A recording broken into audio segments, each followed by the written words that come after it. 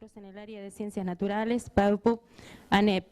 Docente de cambio conceptual en la enseñanza y el aprendizaje en la maestría en la docencia de la educación media y didáctica de las Ciencias Naturales en la maestría. Asesora para la CENIT de Panamá, CENACIT de Panamá en la formación permanente de docentes de Ciencias Naturales. Forma parte del Comité Académico del Museo Ciencia Viva de Montevideo. Participa como ponente en eventos nacionales y extranjeros. Tiene producciones escritas en libros y revistas.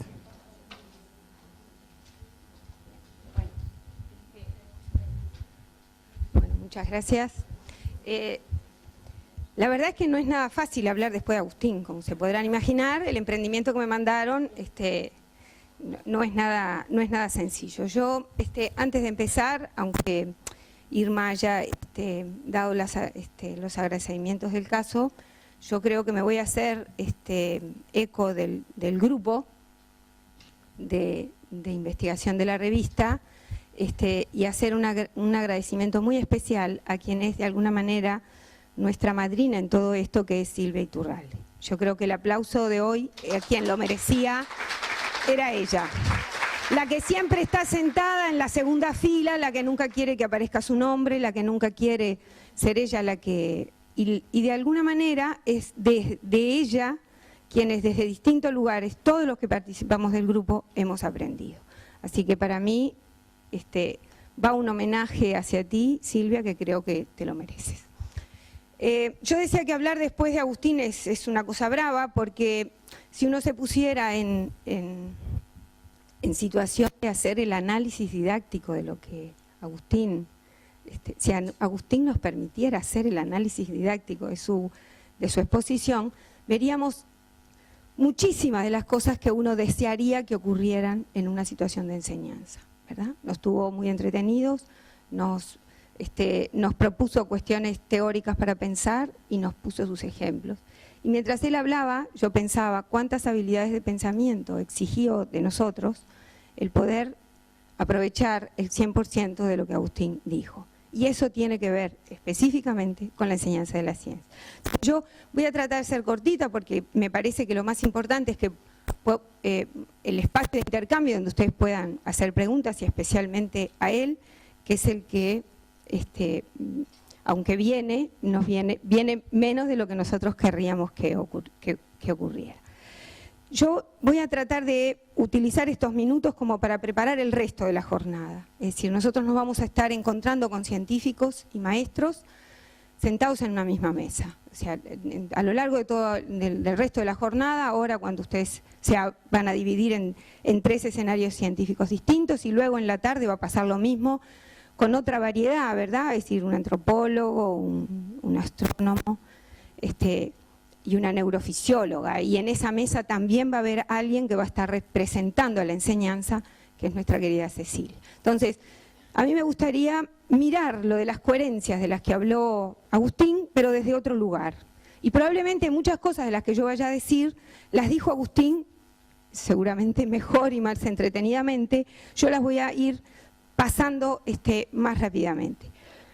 Para nosotros siempre ha sido una preocupación la búsqueda de coherencias, porque por momentos parece que la ciencia que ocurre en el aula está absolutamente alejada de lo que es el mundo real, ¿verdad? Entonces, la posibilidad de encontrarnos con quienes construyen el conocimiento, ¿verdad?, es una puerta interesante para ver, como decía Agustín, de qué manera deberíamos transponer, porque esto va a hablar bien Cecilia en la tarde, existe una diferencia entre la ciencia real y la ciencia escolar, ¿verdad? Entonces, nuestra pregunta es ¿por qué científicos y maestros sentados en una misma mesa? Y para nosotros hay algunas ideas de partida. La escuela define un recorrido que los niños deben transitar en su escolaridad. En ese recorrido los niños se encuentran, y pongo encuentran entre comillas, con las ciencias naturales. Entonces uno se pregunta, ¿se encuentran?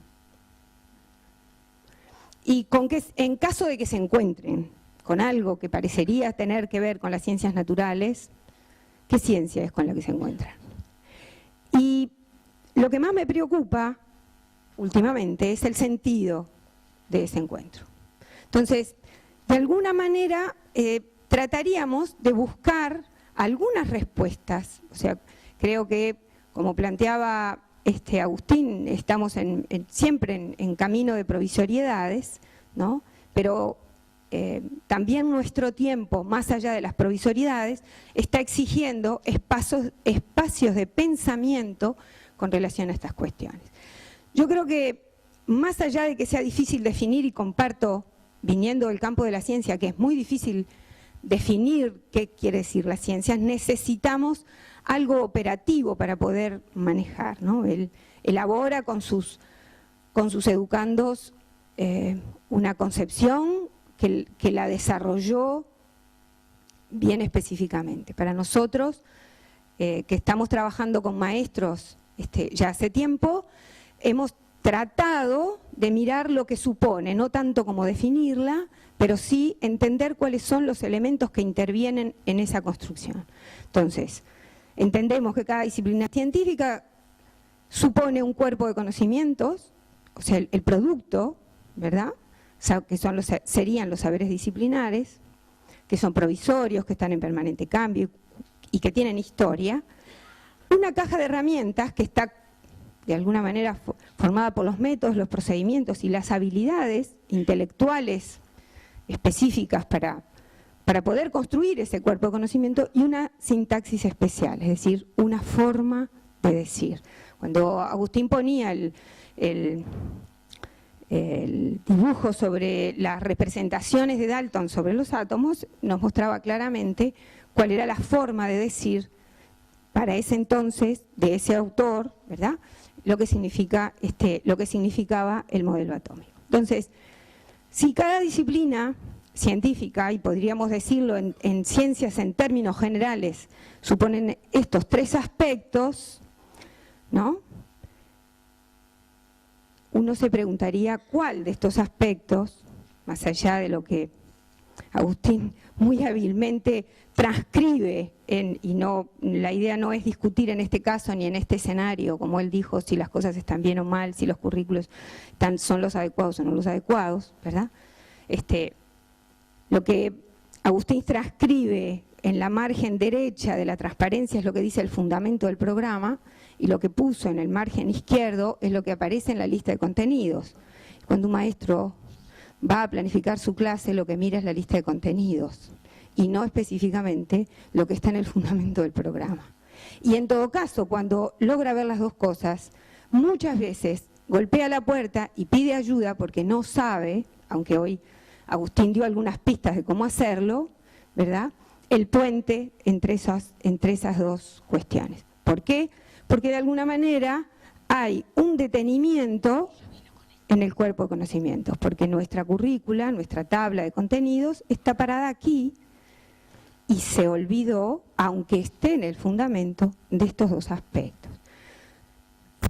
Si las disciplinas que nos tocan a nosotros en el ámbito escolar estarían formadas por la biología, la física, la química, ¿no?, se formulan preguntas, lo vieron en Buscando Coherencias que planteó Agustín, cuando nos da sugerencia de cómo trabajar con la reflexión de la luz y las lentes, lo que él se planteó allí, ¿qué fueron?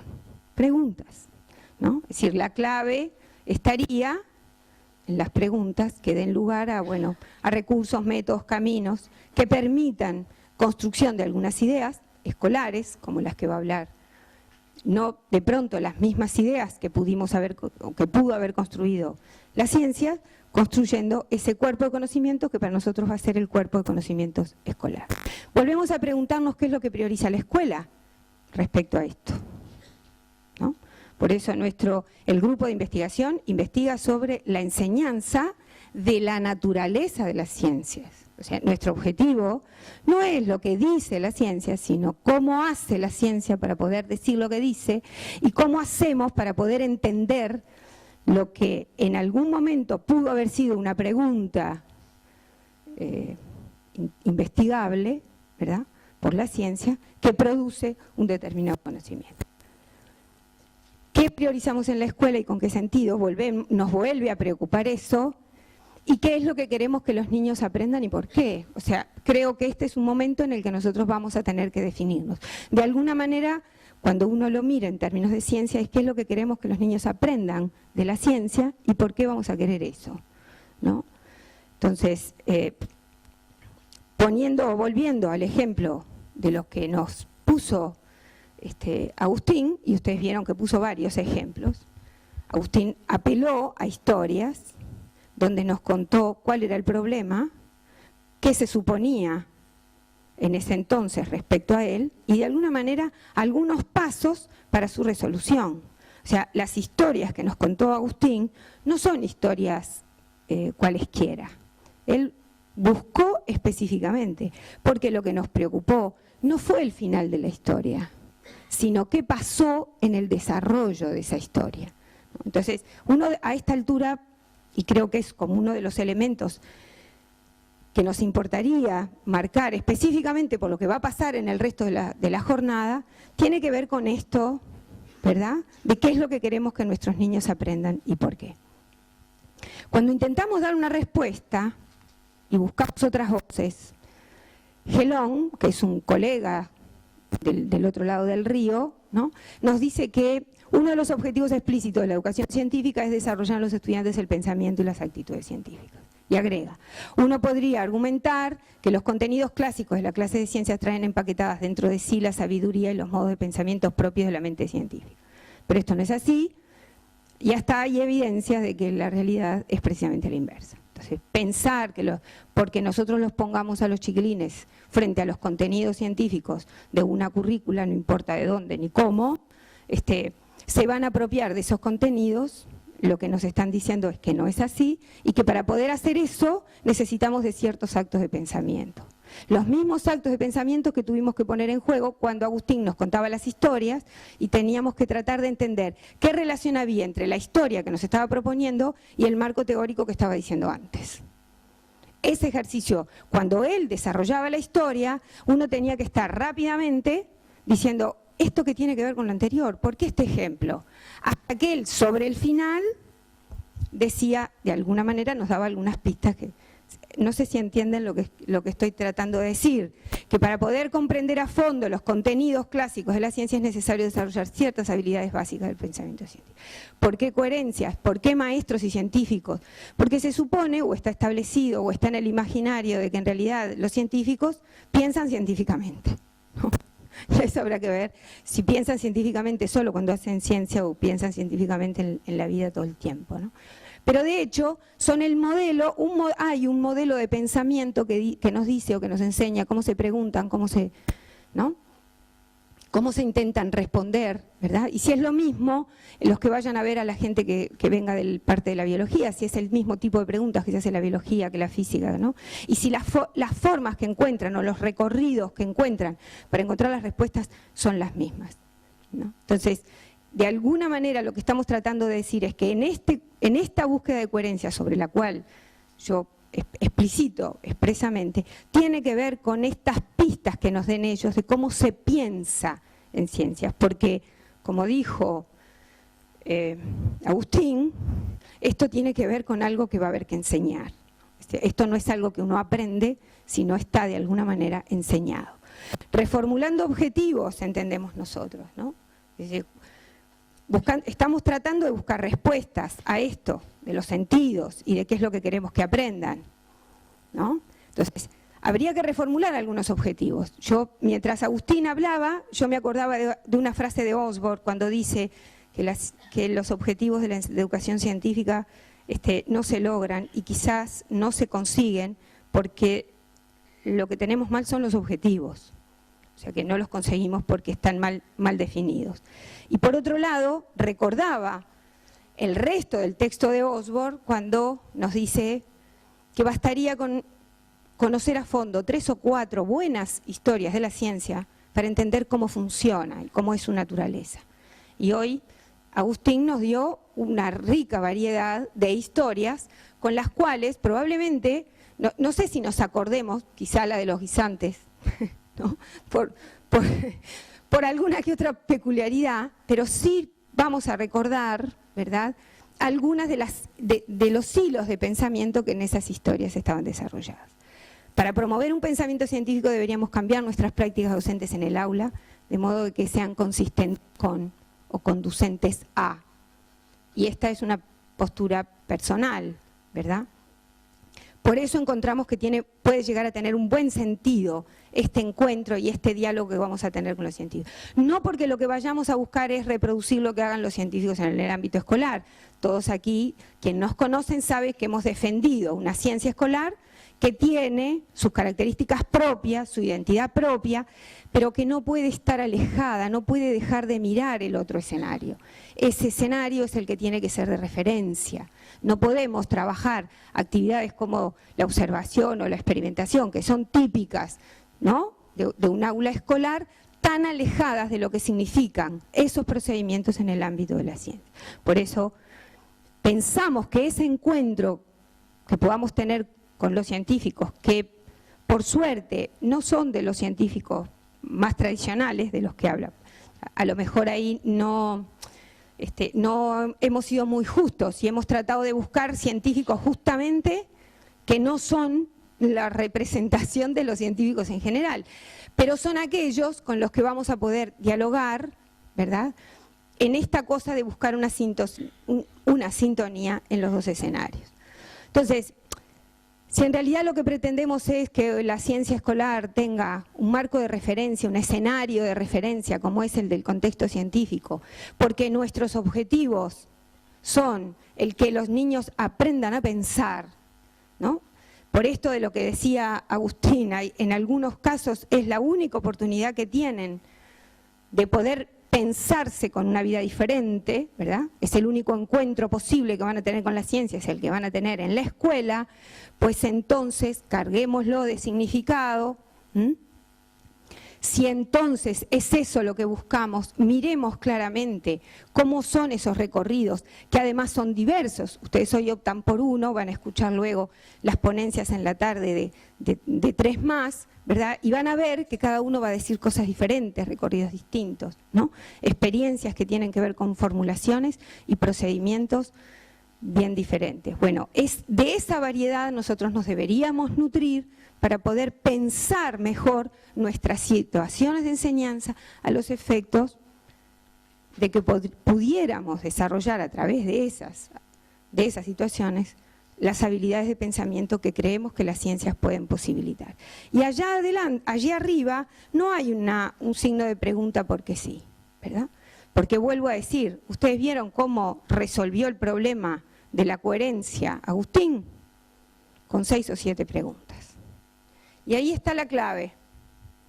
Si algo uno debería llevarse hoy en la jornada a nuestro entender, es que no importa con qué científico estemos, no importa con qué docente estemos, compartamos un rato, si hay algo de lo que deberíamos embebernos es de la posibilidad de hacer preguntas. Es decir, uno aprende a través de las preguntas. Y las preguntas que formuló Agustín, si uno pudiera hacer el análisis de la naturaleza de las preguntas que realizó, verán que son de distinta naturaleza. Algunas piden describir, algunas piden explicar, y dentro de las explicaciones algunas buscan mecanismos, otras buscan modelos teóricos que nos permitan entender, por ejemplo, lo que explicó de por qué si tenemos la lentilla abajo del agua. Las preguntas. Rápidamente para terminar, así ustedes pueden. Con Lidia vamos a compartir la tarde, ¿no? La conferencia de cierre la va a hacer ella. Hay una expresión que ella utiliza en uno de sus libros, o inicia su libro, de los cuales Agustín en ese libro habla del método científico, o del método no científico en realidad. Ella lo plantea en términos de pregunta, y anoche cuando compartíamos la cena coinciden que en realidad fue una forma para interpelar el pensamiento, ¿no? El libro se llama ¿Por qué las ciencias naturales no tienen nada de natural? En realidad ella está diciendo las ciencias naturales no tienen nada. Esto es importante porque, por eso está el sí adelante. Si eso es así, entonces, si además a la ciencia la deberíamos ver, como dice Golombet, más como verbo que como sustantivo, y esto quedó claro en la exposición de Agustín, la ciencia es en tanto hay una naturaleza de hacer, ¿verdad? Él habla de ciencia como actividad, pero después, cuando desenreda lo que está dentro de la actividad y se embebe en su especialidad, que es la naturaleza de la ciencia, hay un recorrido que tiene que ver con las acciones, con las cosas que hay que hacer, ¿verdad? Si ese chiquito va a la escuela y yo pongo la mente, ¿no? Porque lo que me está preocupando en cuanto al sentido que puede llegar a tener la ciencia en la escuela, que es comprender la realidad, interpelarla, entenderla, y al tratar de buscar comprenderla y entenderla, es que desarrollo las habilidades de pensamiento que me parece que son importantes, que un niño aprenda a comparar, que un niño aprenda a describir, pero también a interpretar, hipotetizar, explicar, ¿verdad?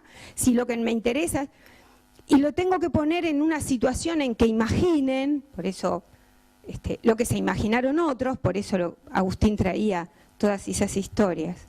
Pensando en la enseñanza, es que nos sirve esta otra forma de decir, Gelón lo dice de una manera más poética, la propia ciencia nos da pistas de cómo enseñarla.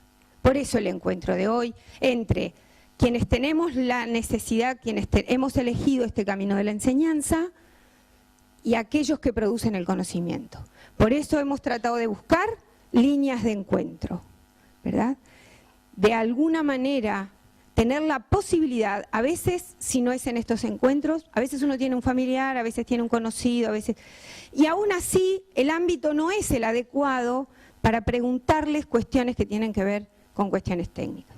Para nosotros ha sido importante y hace tiempo que buscamos allanar estos cuerpos, justamente porque muchos de nosotros probablemente tengamos imaginarios sobre lo que son los científicos y lo que hacen los científicos, que no se corresponden con lo que realmente son y hacen.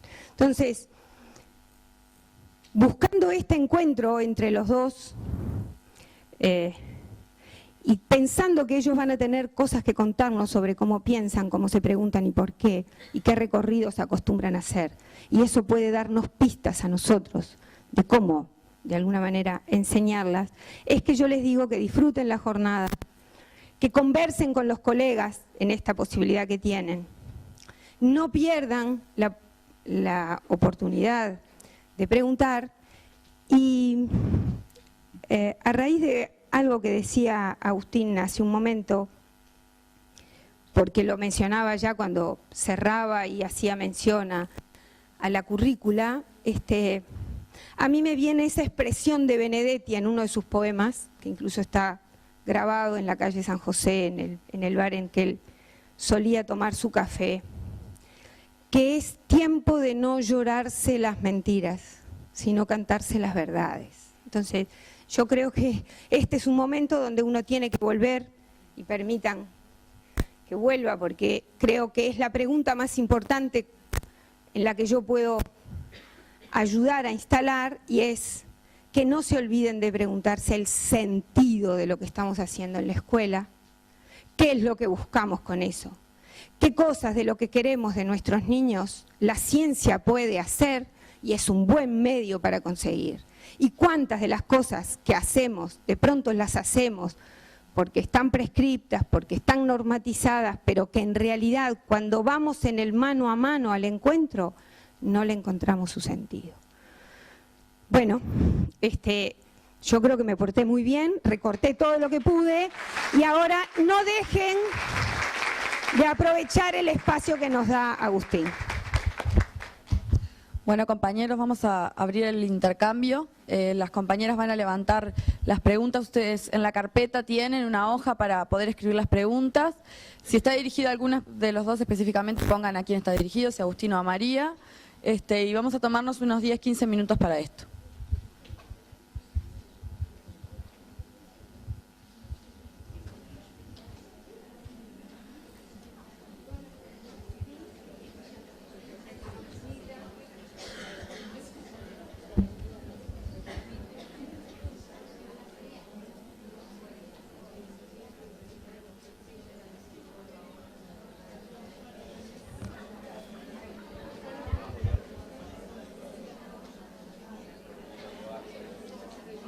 puede ser que tengan comentarios o ideas a resaltar para compartir también.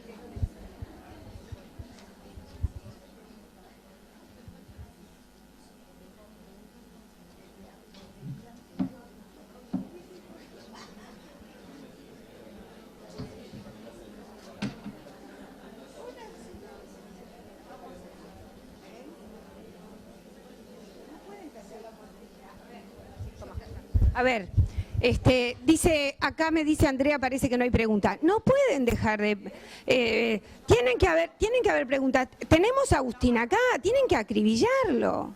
Tiene que irse cansado de tanta pregunta. Por eso mismo, antes.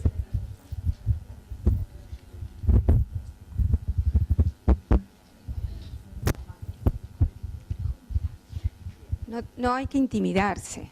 Ya vieron que es como, es normal, es de carne y hueso. Sí.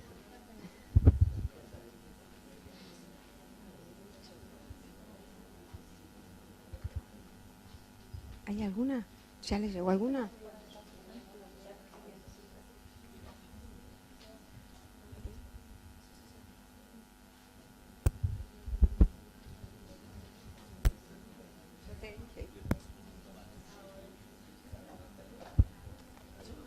Eso porque además esas historias se lo ponen todo. Te habré creído que era formal, mirá. Sí, mirá.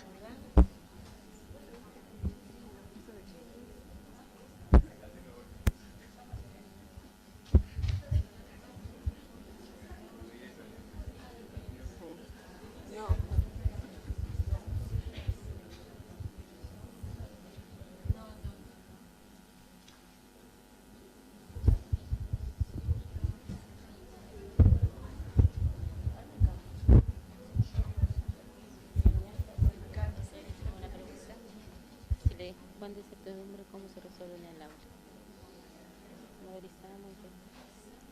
¿Y esto para mí? Sí. Ah. Sí.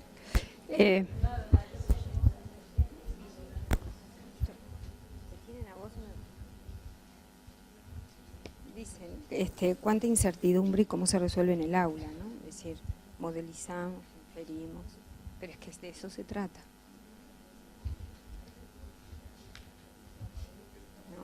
Hay una pregunta y mientras tanto si formulan otras, que hay alguien que dice, inferimos, modelizamos, cuánta incertidumbre, cómo se resuelve en el aula.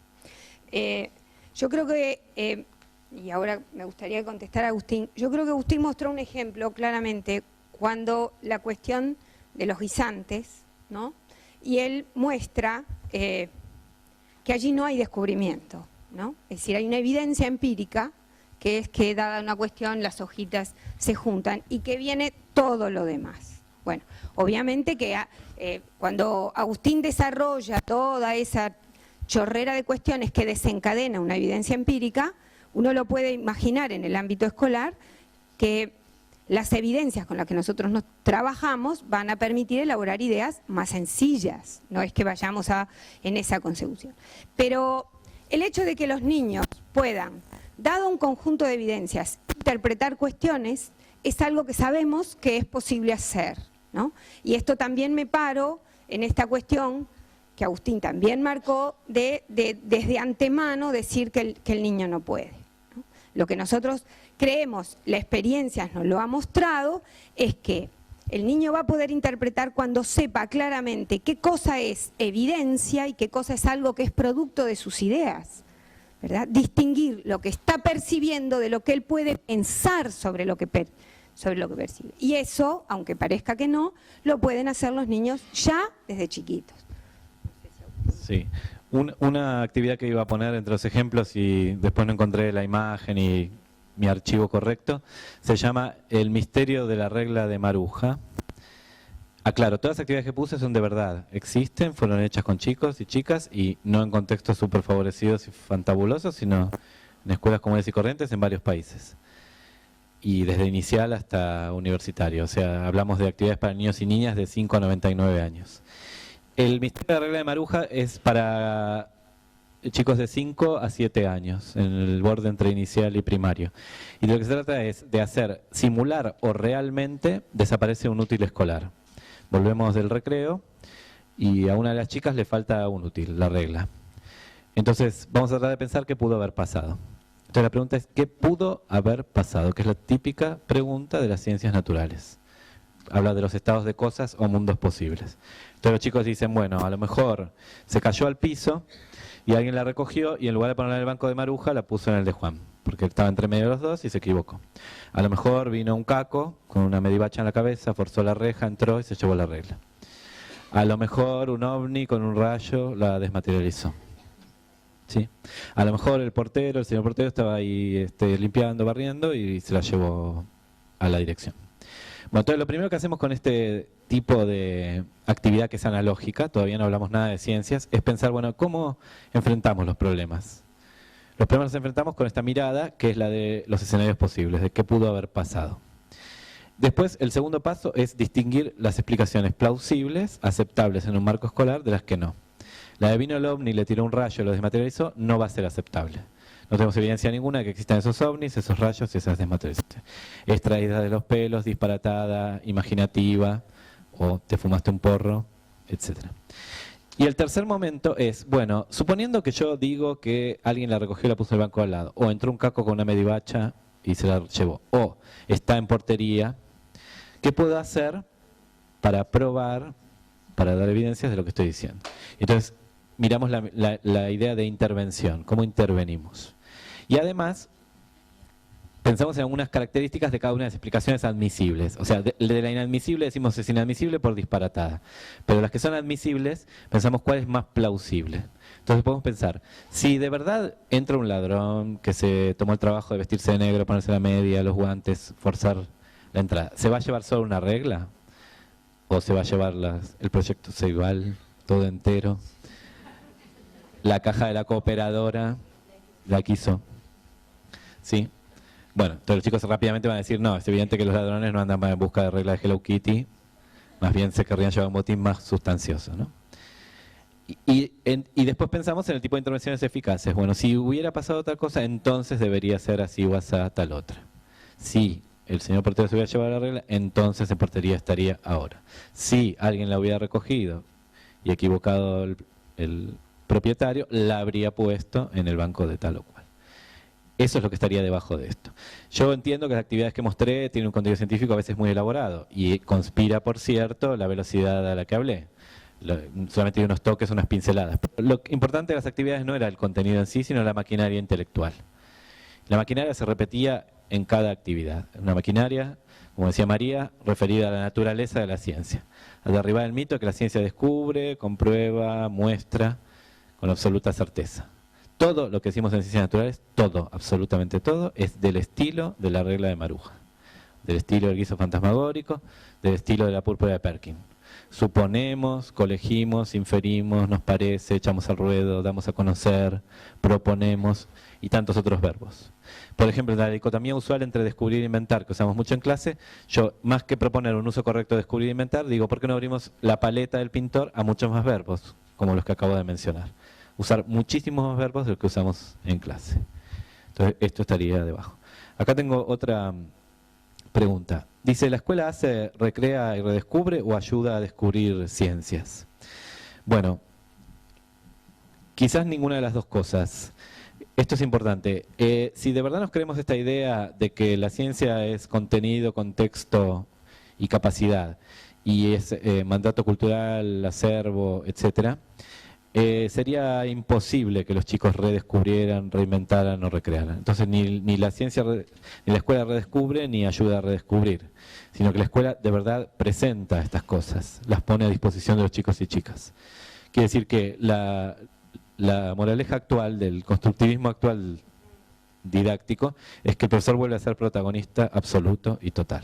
No en la versión siglo XIX del perfecto maestro parado en el frente diciendo grandes verdades que todos debemos anotar en el cuaderno, pero sí como el único depositario del saber cultural humano. Los chicos y chicas solos, en contacto con luces y sombras, o habas de distintos tamaños, o porotos que germinan, o 100 pies que caminan rápido, o planetas de Telgopor no van a reinventar ni redescubrir las ideas que a la humanidad en su conjunto les tomó 24 siglos inventar o descubrir. Entonces, la ciencia está en nosotros, en los libros de texto y en los materiales. Ahora, no se trata de exponerla, sino se trata de ayudar, y se acuerdan de la otra diapositiva de la profesionalidad docente, transponerla, crear actividades y gestionar la clase. Esas tres cosas llevarían a que en algún momento es necesario traer a colación, poner a disposición del público, de la audiencia, esa idea científica culturalmente aceptada. Ellos solos no la van a descubrir, y eso ténganlo por sentado. Hay varias preguntas que apuntan a la misma cosa y que tienen que ver justamente con el papel de las preguntas, ¿no? Entonces, ¿cómo se hace para preguntar o cómo empezar a promover la pregunta en el aula y cómo enseñar a preguntar? Bueno, yo creo que en esto que acaba de decir Agustín, pero que además se vio claramente en las historias que él comentó, yo creo que esto hay que modelizarlo y hay que mostrar, o sea, por parte de nosotros, de los docentes, iniciar el camino de las preguntas. O sea, ver qué es lo que tiene una buena pregunta que es capaz de conducirme a que haya ciertos conocimientos para poder ser aprendidos. O sea, la lógica de la pregunta. Por eso incluso pensamos que las viejas preguntas, o sea, las históricas, las preguntas que dieron lugar a que se produjera un desenlace en la construcción del conocimiento, son como ejemplos que habría que tratar de intercalar o de interponer en aquellos contenidos que el programa nos pide, justamente a modo de ejemplo, como manera de enseñarnos a ver qué elementos son los que aparecen en la pregunta para que sean facilitadores de esos aprendizajes. Después, bueno, hay algunas preguntas sobre el descubrimiento, estas ya las contestaste. Está sobre el lugar didáctico en el que aparece la pregunta, es decir, si la pregunta tiene que ser primero o aparece después. ¿Qué pasa si no hay respuestas? Y entonces, ¿qué pasa con la incertidumbre? Si la cosa queda abierta o queda... No sé si querés. Sí. Sobre las buenas preguntas no hay recetas infalibles, pero en principio algunas pistas ya se dieron en las dos presentaciones. En el sentido que la buena pregunta es la que nos pone en la saga o en la aventura. Un primer requerimiento fuerte de la buena pregunta es que nos conecte con el resto de la humanidad. Entonces, preguntarse por cómo se ven los ojos de la persona que usa anteojos gruesos es preguntarse lo mismo pero distinto, porque no había anteojos, que se preguntó la ciencia islámica en el medioevo. Es decir, ¿qué le pasa a la luz cuando encuentra estas superficies, estos medios más densos que el aire? Los vidrios, los plásticos, los acetatos, los charcos de agua, el aire enrarecido, el aire densificado, etcétera, etcétera. Entonces no es solo, bueno, dícese de la lente convergente, y la presento, la dibujo bajo la lámina, el puntero la señalo, trazo los rayos, hago la imagen invertida, aumentada o achicada. Es decir, bueno, ¿por qué estamos preguntándonos esto? ¿Había antes de la invención de los anteojos en el Renacimiento algo parecido? ¿Sí? Se dice que Nerón usaba esmeraldas muy grandes para mirar al través porque era miope, bla, bla. Bueno, pensar en esto. Que los materiales translúcidos, transparentes, en general, por la forma en que están modelados y por la densidad que tienen respecto del aire, le hacen algo a la luz. Pero ese hacerle algo a la luz no es algo mágico que le hacen al ojo. Y por eso la luz para los dos lados. Y por eso también vemos los ojos de la persona o muy grandes, si es hipermétrope, o muy chiquitos, si es miope, mirándola a los ojos a través del anteojo.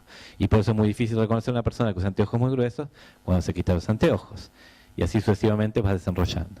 Entonces recetas mágicas no hay, pero es un requerimiento inicial es conectar con la saga de pensamiento. ¿En qué estamos pensando cuando pensamos en lentes? ¿Sí? Como decía María, el currículo no se toma el trabajo de decir eso en la última parte que es compacta y trae el telegrama cantado, como le digo yo, que son ese conjunto de oraciones unimembres separadas por puntos seguidos. Bueno, pero el problema, fíjense, también no es parcialmente nuestro cuando solo corremos rápidamente esa sección del documento y tomamos como verdad revelada esas oraciones y no nos tomamos el trabajo de leer todo el resto del documento, la coherencia interna que hay y lo que sabemos.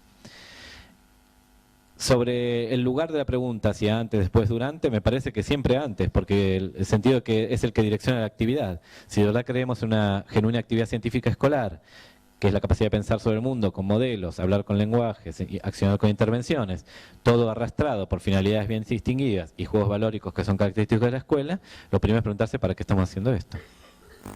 ¿Sí? ¿Por qué queremos conocer el sistema solar? ¿Qué importa los porotos que germinan? Y así darle sentido a todo el currículo, que es bastante extenso, por cierto. Si uno mira los contenidos de ciencias de inicial y primario en Uruguay, hay un montón de cosas para enseñar.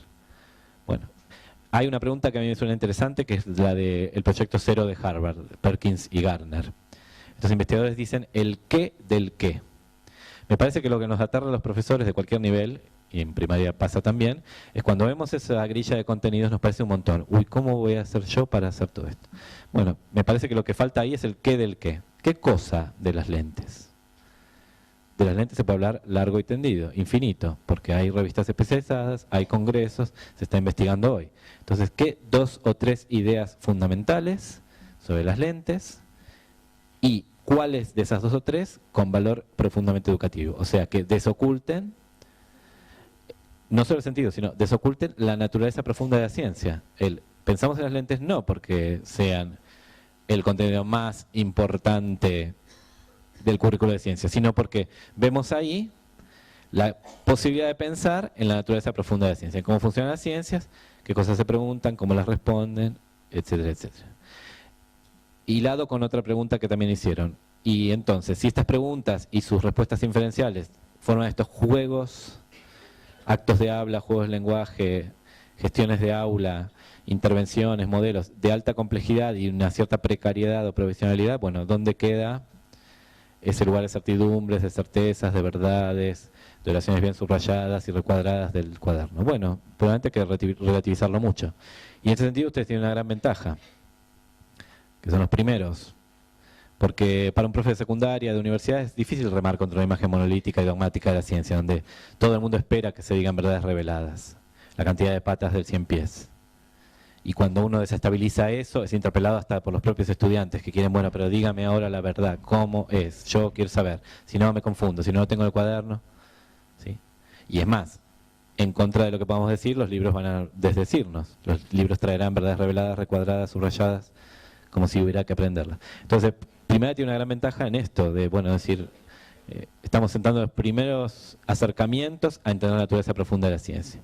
Y podemos entender entonces que es un gran salto inventivo, es una gran profundidad intelectual, entender que porque vi que una botellita de perfume, 2 hojitas se juntaban, entiendo que la señora es ahorrativa. La conexión entre una cosa y otra es de altísima complejidad, pero no es nada que los chicos no puedan hacer. Lo hacen en historias detectivescas, en historias médicas, en historias que yo llamo chismográficas, que contamos en clase. Son capaces de llenar huecos con información suplementaria. Se puede hacer también en ciencias naturales y fomentando la analogía todo el tiempo, diciendo, bueno, esto que hacemos en ciencia es similar a lo que se hace en otras áreas del conocimiento humano, solamente que con algunos requerimientos adicionales, unas formas sociales, un corpus de conocimiento, etcétera, pero es el mismo estilo de pensamiento. El conocimiento no se presenta todo completo, es inferencial, le faltan cosas, hay huecos y los llenamos con información supletoria que es de carácter supositivo o hipotético. Hay algunas otras preguntas. Hay una pregunta que dice si se puede encontrar coherencias cuando en el currículum, en la formación de los maestros, la ciencia ocupa tan poco lugar, ¿no? No sé qué pasa en Argentina, en nuestro país realmente ocupa poco lugar y probablemente la formación inicial de los maestros no le dé las herramientas para poder pensar o procesar todas estas cosas, ¿no? No sé si... Acá hay una coincidencia entre varios didactas que en general nos ha chocado mucho a los profesores de aula. Bueno, y acá yo hablo en los 2 lugares del charco, ¿no? Como casi todo didacta que se precie también es profesor. Que lo ha dicho Osborne, lo ha dicho Neusa Martí, lo ha dicho Ogborn, lo ha dicho Dussel, lo ha dicho un montón de profes vinculados en general a la formación científica de los profesores de ciencias y en particular a la formación científica de los profesores de ciencia de primaria. Han dicho barbaridades como dame una maestra de escuela y yo en 6 semanas le enseño toda la ciencia que necesita. Y a la gente se pagan los pelos. Pero cuando desarrollan esa tesis te muestran qué quieren decir. Quieren decir que si de verdad te corres de ese lugar de tarima, de verdades reveladas, de loros que repiten, de enciclopedias absolutas, que encima ahora está interpelado absolutamente por las tecnologías de información y comunicación, siempre hay un chico que sabe más y mejor que nosotros, entonces le bajás la atención a la cosa. La cosa es que nosotros somos depositarios, básicamente de dos cosas. De una comprensión profunda de lo que la ciencia es, que es la naturaleza de la ciencia, y de las grandes maneras en que la ciencia piensa, que son los modelos irreducibles. Si sabemos esas dos cosas, lo demás se aprende o se averigua o se llama por teléfono científico o se busca en el libro o se piensa juntos o se banca y se traga saliva y se dice no lo sabemos, es complejo, no hay respuesta final, me lo tengo que pensar, etcétera, etcétera. Por supuesto, no lo quiero trivializar, no es tan fácil. Hemos sido formados en otra tradición, la escuela impone unos constreñimientos, unas formas de hacer, a veces nos cuesta desde la profesionalidad o desde el ego, desde la demanda de los padres, decir no lo sé, no puedo, no me acuerdo, tengo que consultar o no hay respuesta posible, pero se puede ir haciendo. Hay buenos modelos de trabajo en didáctica de las ciencias que lo hacen. Es decir, bueno, conozco unas 15, 20 ideas que son los modelos irreducibles, estas son las formas de pensar sobre el mundo, y conozco en profundidad lo que las ciencias son. Y entonces, con esas dos maquinarias intelectuales, ¿qué hago? Básicamente, agarrar lo que sí sé, que es seleccionar aquellos ejemplos, actividades, propuestas, temas en los que sí me siento cómodo, pidiendo ayuda a los demás. Y los demás son otros maestros, son los directivos, son los formadores de maestros, es el currículo, es el libro de texto, son científicos en actividad, etc. La profesión docente, amparada en la libertad de cátedra, que es un gran valor, también tiene una contraparte filosa y peliaguda, que es el gran egoísmo. Nosotros creemos que la actividad docente es pública porque tenemos 40 chicos que la auditan y oyen lo que decimos. Pero como ponemos a la infancia en un lugar minusvalorado, suponemos que esos chicos están en un lugar inferior a nosotros, entonces eso nos da mucha impunidad. Somos amos y señores y cerramos la puerta y decimos lo que queremos. Y estamos poco acostumbrados a que nos miren, nos auditen, nos pregunten, nos observen. Todos sabremos la ansiedad que nos provoca que nos vayan a observar. Entonces, me parece que esto no es culpa nuestra, es una cuestión histórica del sistema educativo, su constitución antigua que arrastramos. Entonces, un cambio en la diapositiva de coherencias que hablaba de nueva profesionalidad o nuevos profesionales es de hacer de la docencia una profesión más generosa en ese aspecto. Por supuesto que súper generosa en otro, que es darse a los gurises y formar gente hacia el futuro con una perspectiva optimista de que solo verán los frutos mucho después y nos los agradecerán. Pero en otro aspecto que es el horizontal, la generosidad con los colegas, a veces no somos tanto. Entonces, por eso destaco las diapositivas últimas de María de para eso estamos acá. Estamos acá para robar a mano armada.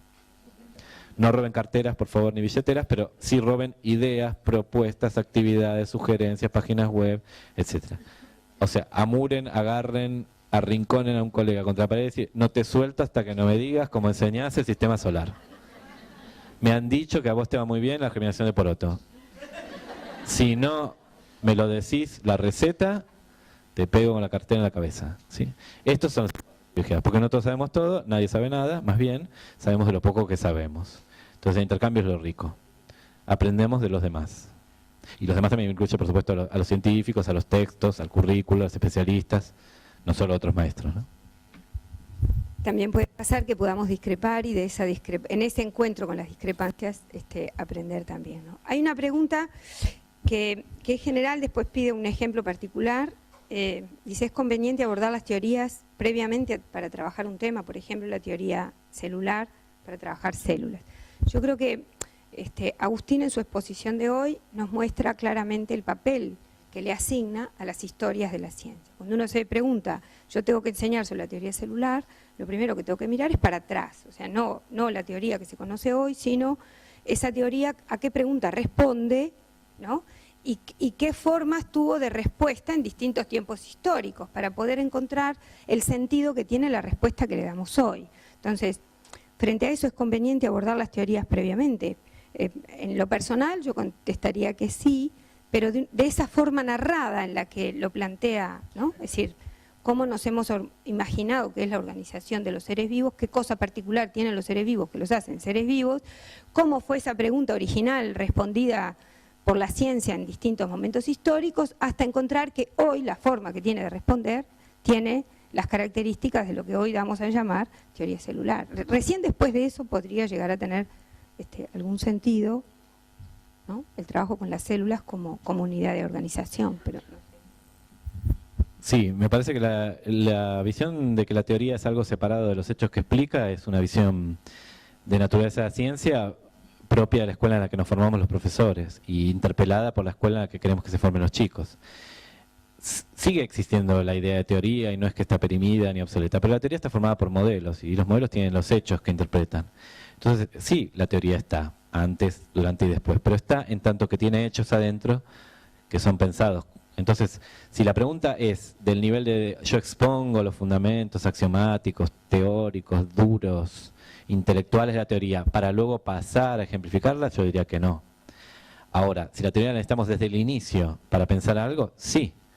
Ya del momento que decimos que no, creo que es casi independiente del propósito, en el sentido que si vos pensás en la estructura de los seres vivos, la estructura puede ser pensada de muchas maneras diferentes. Entonces la estructura celular no va a salir solita, está formada por ladrillitos. Fíjense el debate entre Ramón y Cajal y Golgi. Le llevó bastantes décadas ponerse de acuerdo sobre la estructura del sistema nervioso central, ¿sí? O, por ejemplo, ¿por qué decimos tejido, tisular, bla, bla, bla? ¿Quién inventó esas cosas? ¿Quiénes eran los investigadores del microscopio usuales? Bueno, eran holandeses. ¿Y qué hacían los holandeses? Compraban y vendían telas. Y por tanto tenían vidrios esféricos que aumentaban mucho. Entonces era natural usar esos vidrios para mirar todo lo que se podía mirar. Desde Hooke hasta Leeuwenhoek, etcétera, etcétera. Entonces la idea es esta. Ahora, ¿ves lo que hace? ¿Ves lo que hace? Va a la historia, va al porqué, al cómo surgió la pregunta que le da sentido a lo que después va a tratar de explicar. Lo que él está haciendo y ha hecho toda la mañana es narrarnos. La actividad narrativa es central, ¿eh? La actividad narrativa está clarísimo que es central. Poder contar historias y poder vincularnos con quienes nos precedieron en esta historia. Ustedes miran, bueno, pero yo no sabía eso, o es muy difícil, o no tuvimos esos cursos. Probablemente, pero algunas cosas sí sepamos o sí podamos averiguar. Y más allá que sepamos que las ideas las inventaron holandeses en el siglo XVII, piensen nada más, aunque no sepamos eso, piensen un minuto en, bueno, célula. ¿Qué es célula? ¿Qué es núcleo? ¿Alguien sabe qué quiere decir núcleo? ¿Alguien sabe qué quiere decir núcleo? Núcleo es una palabra latina, núcleos, diminutivo de nux, nuececita. Y carion en griego quiere decir lo mismo. Entonces, cariotipo, eucariota, hablan de la nuez. Entonces, en latín y en griego se dice nuez, lo que tiene adentro. Y si uno mira por el microscopio, ve una cosa arrugadita, ovaladita, que está ahí adentro. Entonces, todo el lenguaje científico es analógico. No es una palabra difícil y rara. Es rara y difícil porque ahora en primaria y en secundaria no vemos latín y griego. Esa educación de los colegios nacionales, liceos. Sí. Entonces, como no sabemos el significado, y yo tampoco estoy haciendo una prédica para todos saber significado y hacer una clase entera de raíces latinas y griegas. No estoy diciendo eso. Es, así como yo les muestro un par de estas anécdotas, entender que siempre que diga algo yo en ciencia, tiene ese trasfondo analógico. Estoy pensando en términos de nueces, en términos de tejidos, no de tejidos celulares, de tejidos como los de los asientos de estas sillas y los de los pulobres que tenemos puestos. Los holandeses pensaban en términos de tejidos porque vivían de eso, compraban y vendían telas. Las celdas lo mismo, las celdas de los monjes, donde se van a dormir, o las celdas de un panal de abejas. Y el blooper de Hooke, de decir las células son esa cosa, no eran células, estaban muertas y desaparecidas. Lo que quedaba eran los agujeros correspondientes a antiguas células que ya no estaban más. Entonces, no hace falta saber para cada cosa qué quiere decir, de qué raíz griega viene, qué sé yo, qué sé cuánto. Sino entender que este ejercicio por el cual yo los llevo vertiginosamente, se puede hacer para cada concepto científico. Siempre hay analogías, y esas analogías están arrastradas por finalidades y valores. No es lo mismo ver el mundo en forma de tejidos, que verlo en forma de sincicios, que verlo en forma de una cosa coherente, que en forma lacunar, etcétera, etcétera. O sea, la historia de la biología ha mostrado que vemos al ser vivo de diversas maneras. Voy a decir un poco, entonces tendrá que ver con la finalidad. Parcialmente, si la teoría queda ya determinada por el currículo, la finalidad también queda determinada. No sé si te referías con finalidad, bueno, el momento de clase, el nivel educativo de los pibes. Pero en general las finalidades están bastante diseñadas por la sección de contenidos que hace el currículo. Que como las teorías ya traen sus finalidades. Una propuesta de una determinada manera de ver el mundo. Hay una pregunta muy específica para ti que tiene que ver con la definición que diste y el papel que juega la tecnología. Entonces te preguntan si... Dice, en la definición de ciencias que transmitiste, dijiste que la ciencia pretende dar soluciones inventivas y provisorias y permiten intervenir activamente sobre la realidad a gran escala. ¿Esto supone que la tecnología está incluida en la ciencia? ¿Es un auxiliar de la ciencia? Porque tecnología como disciplina no aparece en el programa. La visión epistemológica que yo propongo compartir acá, que no es la única que hay, ni mucho menos, la tecnología ni está incluida en la ciencia ni es auxiliar, es otra cosa separada y distinta y se propone otras finalidades y otros juegos de valores. Ahora, en los currículos actuales que no tienen tecnología como un espacio separado, la pregunta de la tecnología con la ciencia es válida y no tiene respuesta alguna. O sea, está siendo solucionada en el día a día con diferentes modelos y propósitos. Uno pensaría a veces con envidia que países que sí tienen un espacio de educación tecnológica, y algunos de los países de la región lo tuvieron en algún momento y lo perdieron, solventaban esta dificultad. Y no ha sido así. En general esa educación tecnológica estaba muy desdibujada, distorsionada y pasaba desde actividades prácticas hasta tareas de gestión, hasta tecnología de información y comunicación, pero poca reflexión sobre lo que las tecnologías de las ciencias naturales son y cómo se vinculan con las propias ciencias. No tengo una respuesta para esa pregunta, pero una propuesta es que si uno presenta una imagen de ciencia suficientemente rica, suficientemente robusta, densa, educativa, pronto van a ver que abre el camino hacia las tecnologías de una manera natural o menos dolorosa. ¿Con esto qué quiere decir? Quiere decir que si nos estamos preguntando por mi querida copia trucha, esa actividad, que es el clon, con qué se come, qué relación guarda con nosotros. Nosotros la primera definición de clon que damos en clase, y esto también vale para la universidad, es un hermano gemelo diferido en el tiempo. Eso es un clon. Una persona con el mismo bagaje genético, que no es verdad que tenga el mismo bagaje porque la replicación siempre es defectuosa, pero que es menor que yo. No nació conmigo, sino que es menor que yo. Entonces, rápidamente, esa idea de clon y todo lo que conté de las películas y el trabajo en clase, nos lleva a decir, bueno, ¿y eso cómo se hace? Y eso son las biotecnologías de ADN recombinante. ¿Cuánto tendré que saber de eso o cuánto no tendré que saber? Dependerá de, como decías vos, los propósitos de clase que me planteé, el nivel educativo de los pibes, las respuestas a las preguntas que me estoy formulando, etcétera, etcétera. Que a veces con una mirada muy analógica a lo que es un clon alcanza y sobra, y a veces sí tenemos que dar detalles muy exactos o robustos de toda la tecnología. Dependerá del momento de clase, el contexto, de las preguntas. Bueno, y ahora a modo como de reportaje, como que yo te pregunto, hace de cuenta que te estoy reporteando, hay alguien que te hace una pregunta personal. Dice, ¿quién o quién piensas que fue determinante en tu experiencia y contacto con la ciencia desde niño a hoy, que te hizo pensar que era mucho más interesante y divertido ese hombre aburrido, el hombre aburrido está entre comillas, y no el prototipo del chico Facebook? Es difícil contestar porque es una mezcolanza. A ver, usualmente hay cierta idea de sentido común de que la vocación por las ciencias se modela en un gran profesor de secundaria, y se repite esto mucho en la investigación didáctica, ¿no? Que uno rema en contra de todas las dificultades que hay, que la ciencia es difícil y que uno le va mal, porque quedó sumamente motivado por algún gran profe o una gran profe. Difícilmente. Ahora es química la mala, temo decirte. Los últimos 10 años la química ha superado a la física en la mala de la película. Entonces me parece que es una mezcla de cosas. Por ejemplo, en mi casa había una cosa antiquísima, editada mucho antes de que yo naciera, que era el Lo sé todo. Lo sé todo, esos tomos con olor a moho, a hongo, traían biografías de científicos. Y lo contaba de una forma que era, la verdad, que alucinante para la época en que fueron editados, que fue editada esa enciclopedia.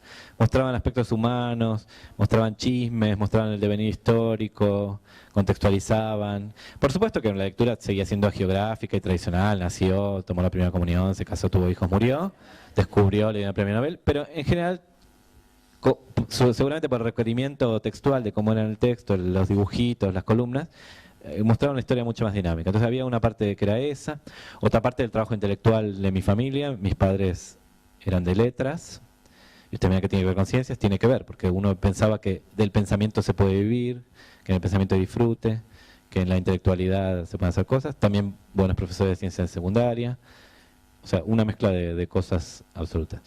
Lo que sí debo decir, y está en directa vinculación con la pregunta, es que yo tenía muy poco contacto con científicos en actividad. Y esto también está recontraestudiado, súper investigado. La mayor parte de los chicos y chicas que entran a la universidad o al nivel superior a estudiar ciencias saben de ciencias por el contenido, pero no tienen ni idea de la actividad. Por ejemplo, no saben si los científicos cumplen horario, si tienen jefe, cómo es un día en la vida de un científico, cuánto gana al mes, no saben nada de todas esas cosas. Con lo cual parte de la frustración también es, a mediados de la carrera, darse cuenta de que esa imagen romantizada no era tan así como la veía. Que el trabajo puede ser rutinario, puede ser jerárquico, puede involucrar tareas que no son las de descubrir e inventar, o que tienen los mismos constreñimientos o similares a cualquier otra tarea, etc.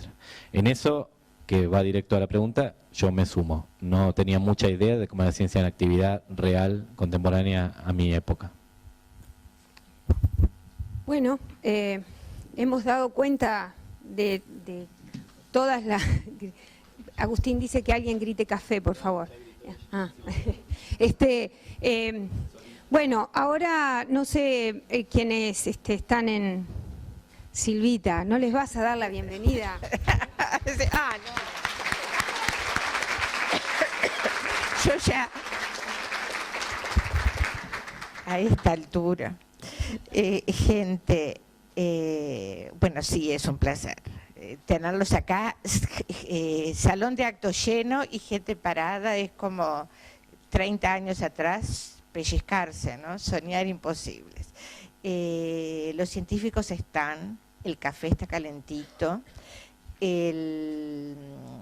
quienes optaron por física, donde están todos los vendedores de libros, los que las van a atomizar, cruzan el último salón a mano derecha antes de la escalera, ya está todo pronto allí. Y la gente que optó por química sube la escalera a mano derecha, de inmediato a la sala de informática, dice Salón 0, que también están Ana y Dinora allí, y quienes optaron por biología vuelven al salón de actos.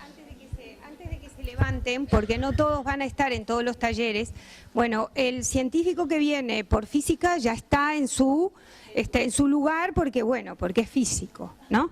Yo voy a presentar, porque no todo el mundo va a tener la misma posibilidad, a Ivana Tomasco, que es la que va a estar con ustedes en biología, y Ana de Nicola, que es la que va a compartir el espacio de química. Simplemente porque como ustedes se van a repetir, bueno, y al profesor de física seguramente lo van a encontrar, al físico en el salón 0 con Virginia allá abajo. Que ya hace rato que tiene todo pronto, probó, porque es físico.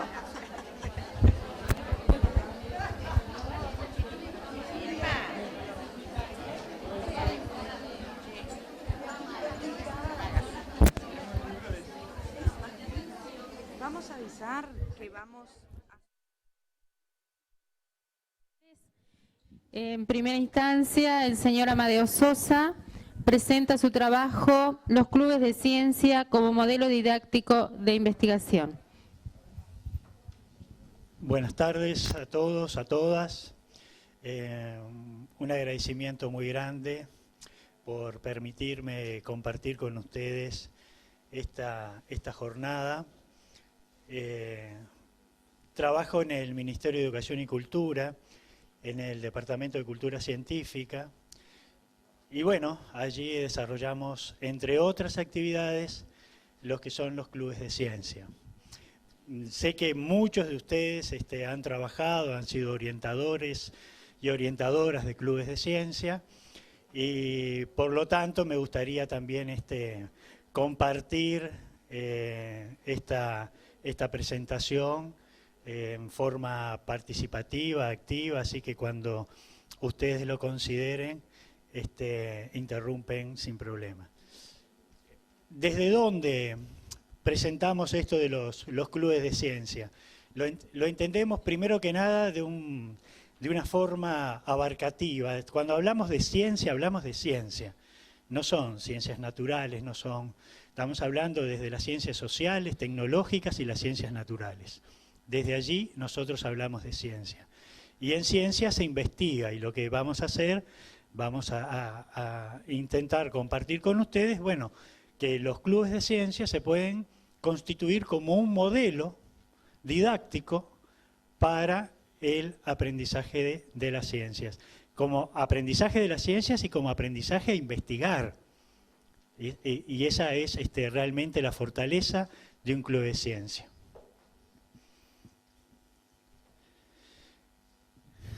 ¿Por qué todo esto? Bueno, vamos a situarnos básicamente en el hoy.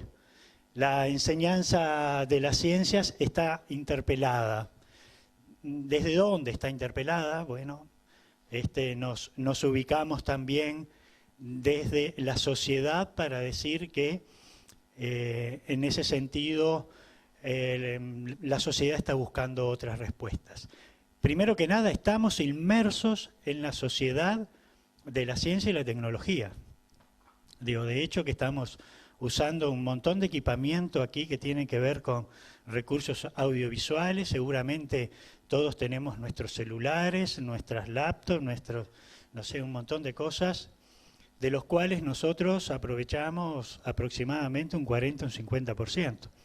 Pero bueno, de última parece que nos podemos convertir en consumidores acríticos de productos tecnológicos que están además avalados científicamente. Me dijeron 15. Está, perfecto, gracias. Entonces, desde ese lugar dice, bueno, ¿y qué está haciendo la educación entonces en la enseñanza de las ciencias?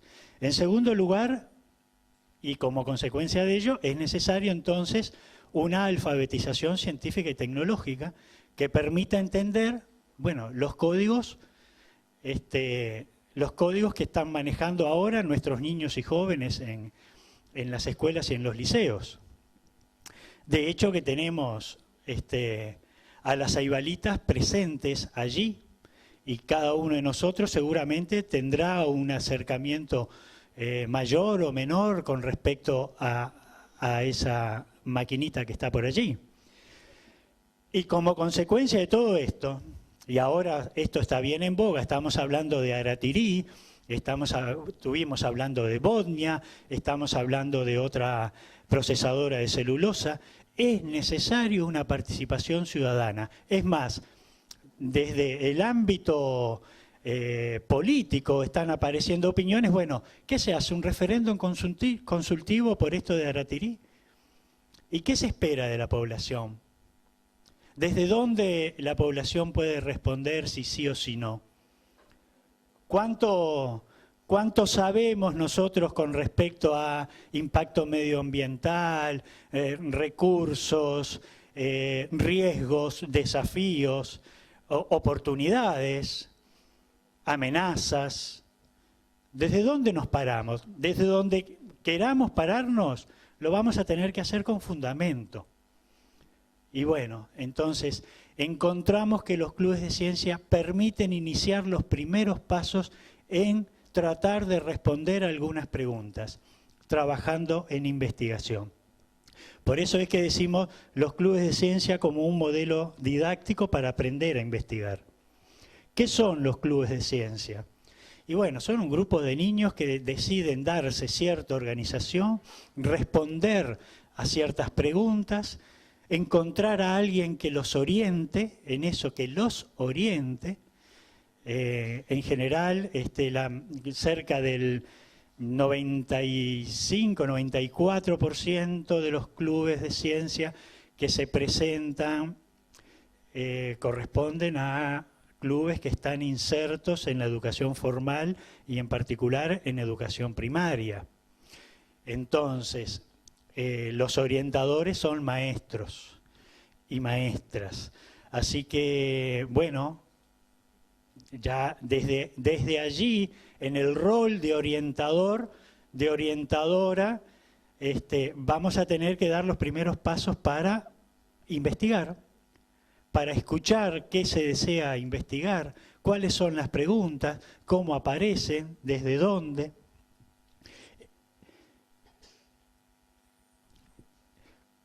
Los clubes de ciencia, entonces, ¿qué buscan? ¿Cómo se configuran? Bueno, primero implica un aprendizaje en la acción. Acá tenemos, sí, el conocimiento puesto en acción. Ese aprender a hacer está colocado, el acento está colocado en esta propuesta didáctica que es el Club de Ciencia. Hay, más allá de las preguntas que busque responder la investigación, ya sea del área de ciencias sociales o del área de las ciencias naturales o tecnológicas, el énfasis está en que vamos a aprender y vamos a investigar investigando. Vamos a aprender a investigar haciendo investigación. Y allí el conocimiento se va a poner en marcha. Otro punto es el trabajo en equipo. Es necesario entonces aprender a trabajar en equipo. No se investiga en forma aislada. Esto del científico solo en el laboratorio, rodeado de tubos, o el cientista social por allí con sus libros. No, no, se trabaja en equipo. En el mundo se trabaja en equipo. Y ello implica entonces también una forma de acceder al conocimiento. No en forma aislada, no como muchas veces trabajamos los docentes en forma aislada, sino aprender a trabajar en equipo, a respetar las ideas del otro, a compartirlas, a debatir, a tener argumentos. Todos esos son aspectos que se pueden desarrollar discutiendo alrededor de qué tema se va a elegir para investigar, cuál va a ser la metodología, cómo vamos a trabajar en ella, qué es lo que vamos a hacer. Hay una toma de decisiones, hay un conjunto de responsabilidades que asume ese grupo de niños con su orientador para llevar adelante la investigación, hay plazos que respetar. Todas estas cuestiones implican saber y aprender a trabajar en equipo. Los clubes se configuran también alrededor de los problemas, porque se plantea a partir de problemas. Y esos problemas tratemos de que sean los problemas cotidianos, los problemas que aparecen a nuestro alrededor, los problemas que aparecen en la comunidad alrededor de la escuela. ¿Qué tenemos? Se instaló allí una curtiembre, entendemos que hay contaminación. ¿Cómo estudiamos eso? ¿Desde qué punto de vista? ¿Desde el punto de vista tecnológico? ¿De un punto de vista social? ¿De un punto de vista de las ciencias naturales? Pero está allí, el problema está allí, está alrededor nuestro. ¿Qué tenemos? ¿Problema de saneamiento de las calles? ¿Tenemos un problema con las aguas que circulan por allí? Digamos, allí tenemos violencia familiar. ¿Desde dónde vamos a trabajar? ¿Podemos los maestros y maestras, docentes, todos, organizar entre los maestros, entre los docentes un club de ciencia? ¿Por qué no? Ya no estoy hablando de hacer un club de ciencia con los niños y jóvenes. ¿Puede la escuela organizarse como tal e investigar creando un club de ciencia y presentando los resultados en las ferias de ciencia? Desde allí viene este planteo del club de ciencia como un modelo didáctico. Abrirlo. De hecho, que hay padres que se han organizado para realizar investigaciones. Una de ellas, por ejemplo, en Tacuarembó, es ya casi un lugar común, pero parece que los chicos que van en el turno matutino a los liceos tienen mejor rendimiento que los que van a otros turnos. No, está en el imaginario. Bueno, pero un grupo de padres se decidió a, por lo menos, relevar información, armó un club de ciencia y habló en el liceo, la directora del Liceo 1 de Tacuarembó le proporcionó todo el material y bueno, llegaron a la conclusión de que por lo menos se verificaba que los rendimientos de los chicos que iban en la mañana eran mayores que los que iban en la tarde. Ahora después vino la otra pregunta, y bueno, ¿por qué? Bueno, entonces ahora ya se juntaron con otro orientador para que bueno, vamos a indagar entonces acerca de esto, porque esto que nosotros suponíamos, lo terminamos de comprobar acá en el Liceo 1 de Tacuarembó, tampoco esto es generalizable, pero bueno, ahora están preocupados en saber por qué. Un grupo de niños con discapacidad en La Valleja construyó un invernáculo hace años de esto con las botellas de plástico. Y allí empezó, ¿será posible que esto constituya un invernáculo? Así como si fueran ladrillos, así, con las botellas de plástico, de bebidas gaseosas, hizo un invernáculo. hicieron un invernáculo. Bueno, funcionó. Después, ¿qué hicieron? Segundo paso. Primero investigaron, probaron de distintas formas, distintas orientaciones, colocando determinadas legumbres. Bueno, ahora están en la producción. Ahora pasaron a otra etapa. Ahora están en la etapa de producción. Presas de cabildo se organizaron y empezaron a hacer cultivo de lechugas hidropónicas. Y son gente mayor, gente que quiere insertarse en la sociedad, que tiene también sus ganas de hacer algo, cree que la cuestión ahí en Cabildo tiene que pasar por otro lado, que se puede aprender, que quieren aprender. Y bueno, allí encontraron una orientadora que, bueno, permitió que empezaran a trabajar alrededor de esto. Quiero decir, todo esto también son clubes de ciencia. Permite también los clubes de ciencia abordar la realidad desde una perspectiva sistémica. Hoy en la mañana, por lo menos yo estuve en la charla de física. Mi formación inicial es profesor de física, luego licenciado en educación, pero arranqué para esa mesa y bueno, con Virginia y Ernesto plantearon allí sus enfoques, ¿no? Ernesto desde las historietas y bueno, así como Superman y Flash y Linterna Verde tenían sus superpoderes, daría también interesante investigar por qué surgieron los superhéroes, en qué momento histórico, qué llevó fundamentalmente a que estuvieran radicados en Estados Unidos. Es decir, pueden haber otros enfoques para también investigar ese tipo de cosas, ¿no? ¿Qué pasaba en el mundo? ¿Cuál era la situación económica? La situación geopolítica, ¿verdad? Puede ser que sea para estudiantes de liceo, pero digo, la perspectiva sistémica no debemos perderla. Después, otra cosa es cuando vamos a hacer la investigación y hay que reducir y hay que recortar el campo para llegar al problema concreto que queremos resolver. No te quiero mirar, no te quiero mirar. Esto implica metodologías activas. Las categorías, ustedes ya la conocen, abejitas, colibrí, cardenal, que corresponden a educación inicial, primaria básica, primero, segundo y tercero, y superior, cuarto, quinto y sexto, así le llamamos, en las áreas de ciencias naturales, ciencias sociales y tecnológicas.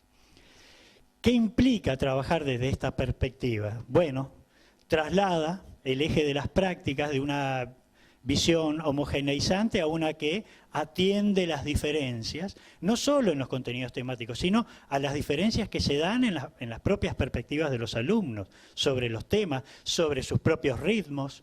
Aquellos que son, en general, suelen ser inquietos, imbancables en una clase, bueno, resulta que en un club de ciencias son los más metedores, los que consiguen material, los que participan.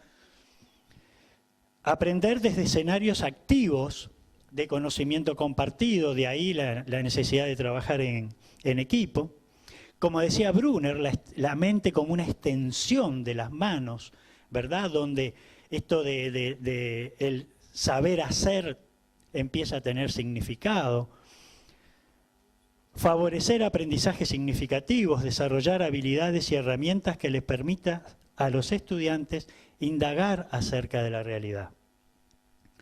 Un nuevo rol del maestro, en tanto es orientador, pero de una investigación.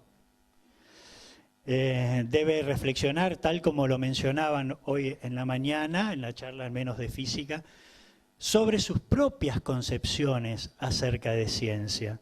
¿Dónde está parado el maestro o la maestra cuando está hablando de ciencia y de enseñar ciencias?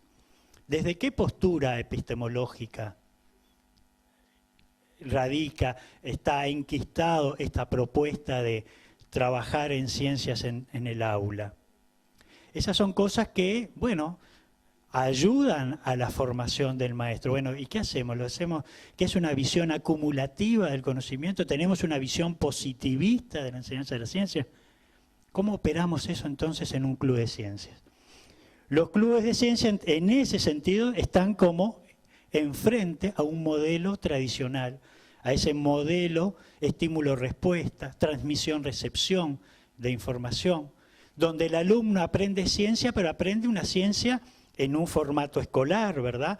Pero reproductora. Estamos reproduciendo conocimientos. O de lo contrario, en eso del método científico rígido, no, miren, si ustedes quieren hacer ciencia, ya sea cualquier ciencia, bueno, primero la observación, luego las hipótesis, luego la comprobación experimental. No, eso no es así. Entonces eso tiene mucho que ver en dónde está posicionado el maestro. El desafío. Hoy se habla de una ciencia para todos, de una educación para toda la vida, de aprender a aprender. En consecuencia, el sistema educativo está mandatado a enseñar a aprender.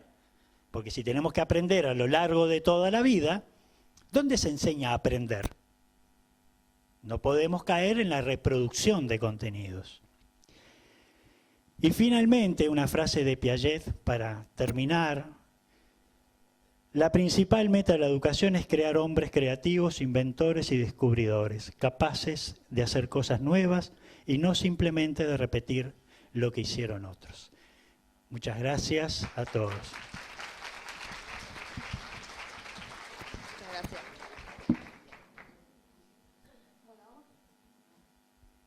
Vamos a continuar con otra de las comunicaciones orales que, como ustedes saben, estaban todos invitados a presentar.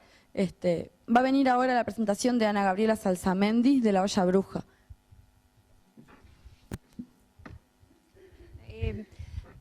Vamos a aprovechar esta ocasión mientras las compañeras se aprontan, a decir que desde un principio estaba pensado que el evento tenía como una línea, ¿no? Un eje sobre el cual rondaban nuestras preocupaciones en relación al encuentro y demás, y que también existía un espacio, que es en el que vamos a tener ahora, donde los compañeros docentes pudieran presentar, ¿verdad? Bueno, lo que alentamos, porque como dijo Irma hoy, estamos recién en el primero, o sea que ya deberíamos estar pensando en cómo juntamos las fuerzas y arrancar a organizar un segundo, en esto de las presentaciones, porque esto fue como un espacio muy delimitado, es decir, no se animaron mucho a contar.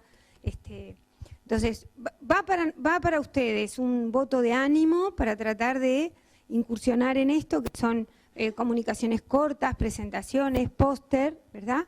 Donde uno pueda aportar y sumarse a esta reflexión colectiva, que es lo que nosotros aspiramos a hacer. Más allá de la diversidad, porque la gente puede tener, las personas pueden tener distintas miradas de ver la misma cosa, y entonces está bueno generar debates y, ¿no? Reflexiones colectivas. ¿Tá? Es decir, el foro tiene un hilo, ¿verdad? Y bueno, y se supone que bajo ese eje se harían las presentaciones. ¿Tá? Entonces, esténse atentos, porque esta vez, como somos conscientes de que todas las cosas llevan su tiempo, y nosotros somos los primeros en que nos damos cuenta del tiempo y los insumos que lleva cada una de esas pequeñas cositas, ni bien larga la convocatoria, hagan el esfuercito, porque cuanto más tengamos, ¿verdad? Ojalá era nuestra idea poder tener salones simultáneos donde estuvieran distintas presentaciones. Así que ánimo y los esperamos para la próxima. Y para los foros del interior, que van a seguir. Bueno, muchas gracias. Le damos pie a Gabriela. Gracias, muchas gracias. Mi nombre es Gabriela Salzamendi, soy maestra de acá de Montevideo y hoy vengo con este aparato que se llama olla bruja. No soy yo la bruja, es la olla. Y una propuesta de enseñanza a partir de una tecnología. Voy a dejar el micrófono y a tratar de hablar fuerte para mostrarles esto primero. La olla bruja es una caja, esta es la que estamos usando en la escuela, y adentro de la caja hay un almohadón, y acá adentro está la olla. Yo no sé si se llega a ver de todos lados, ¿sí? Bien. Les voy a contar de qué se trata esto y cuál es la propuesta de enseñanza que tengo para traer. Pasa de acá. Ahí. Bueno, la olla bruja, como dice ahí, es una cocina que funciona por acumulación de calor o cocina por retención. Esto surge a partir de un problema que identificamos con los chiquilines de la escuela, que tenía que ver con el gasto importante que tenían las casas, la electricidad, el gas, en fin, todos los dispositivos que nosotros contamos para cocinar. Este aparato, a su vez, tiene muchos años en su historia y nosotros lo usamos en este caso para transmitir conceptos y vivencias desde la física, ¿no? Como dice ahí, la magia está en completar la cocción de un alimento. Vuelvo a agarrar el micrófono ahora que capaz que me escucha mejor. Es además una solución para un consumo que tiene que ver con el concepto de eficiencia energética. Es decir, podemos utilizar este aparato obteniendo el mismo confort que un aparato común, sí lleva más tiempo en la cocción de los alimentos, pero en realidad estamos, como dice ahí, apuntando a un punto de vista ecológico y económico en el uso de esta tecnología.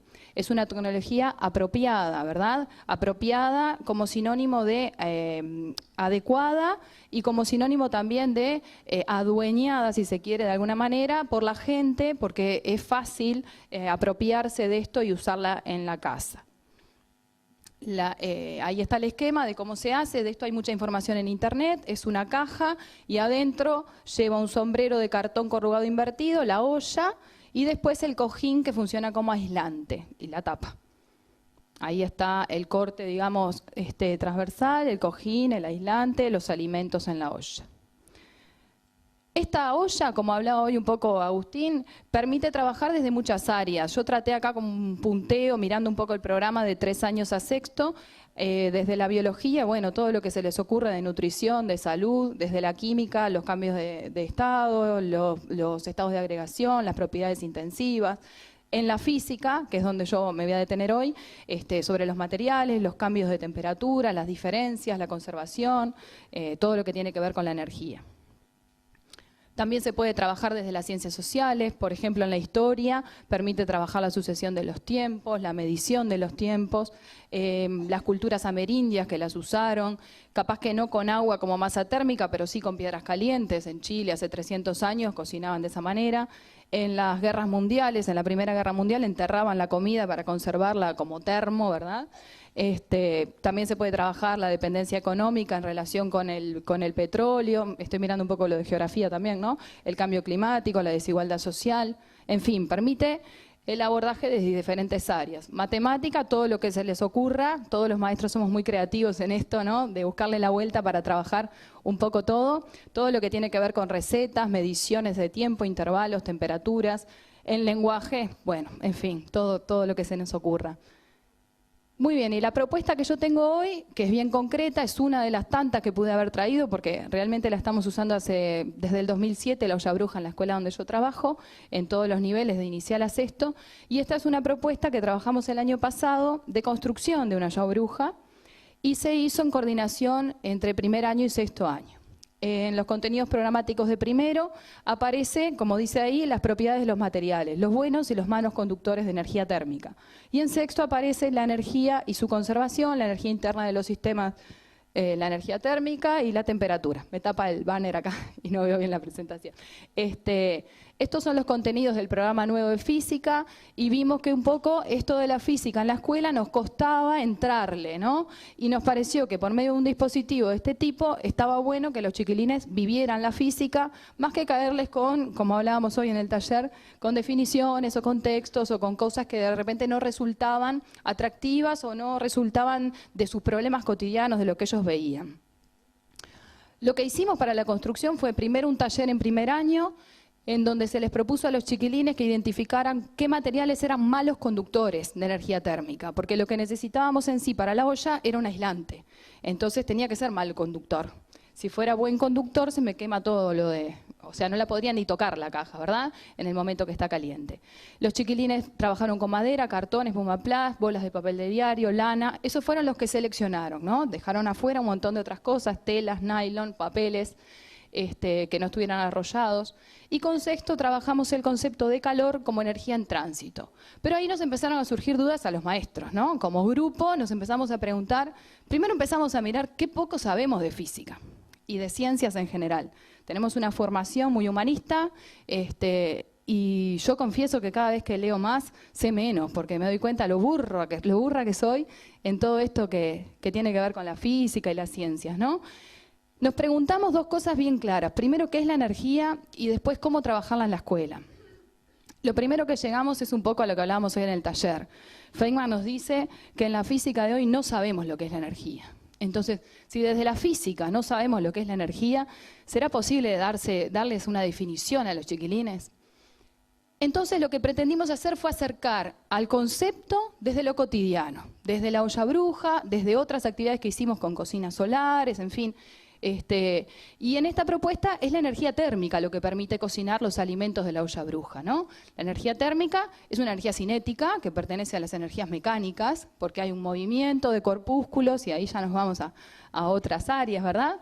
Y esa energía llega al alimento al proporcionarle el calor, porque en esta cocina, que no lo dije pero lo digo ahora, primero se cocina en una cocina convencional y cuando el alimento, que tiene una base de agua, está hirviendo, en ese momento se mete adentro de la olla y acá termina la cocción, ¿sí?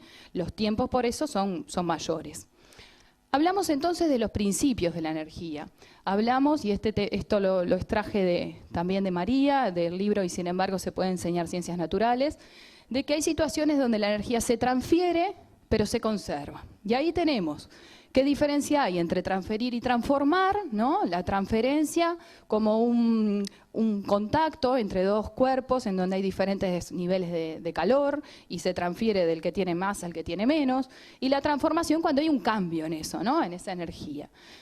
Ahí podemos trabajar en modelo corporal, los estados de la materia, los cambios de estado, calor y temperatura, equilibrio térmico. Y la ley de conservación de la energía, el significado de lo que es una ley natural, el concepto de fuente, ¿no? Que con este nuevo enfoque habría que repensar esto de fuente. Fuente no desde donde surge la energía, sino desde donde yo saco la energía, ¿no? Me provee energía, ¿sí? Y en general se degrada, ¿por qué en general y no siempre? Porque siempre que yo tengo un sistema, por ejemplo una bombita de luz, como decían hoy en el taller, me da luz pero también me da calor. Y entonces esa energía desde la situación inicial a la situación final tiene una pérdida. O sea, hay una parte de energía que no se está aprovechando. Y ahí de vuelta a las tecnologías, porque las luces, las bombitas de hoy en día permiten menos, o sea, degradan menos calores, menos lo que se desaprovecha.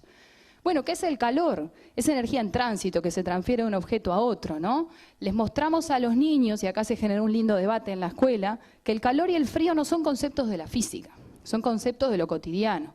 En la física se habla de que un cuerpo puede tener más o menos energía térmica, ¿sí? La temperatura como una característica, como la medida de, la temperatura no mide, ¿no? ¿Qué es el calor? Diferenciar entre los conceptos de calor y energía interna de una sustancia, que esto también es importante para este aparato. Estoy yendo rápido porque me están apurando por acá. Bueno, ¿cómo cocina? Ya básicamente expliqué. Y como se trata de un sistema aislado, acá también se les proporcionaron a los chiquilines, no las definiciones que yo puse en la presentación, sino diferentes casos en donde ellos podían sacar el concepto, la idea de lo que era un sistema abierto, uno cerrado y uno aislado. Este es un sistema aislado, sin duda. Y es en este sistema aislado en el que el calor se concentra en el alimento, ¿sí? Acá puse la primera ley de termodinámica que tiene que ver con la conservación. Un ejemplo ahí.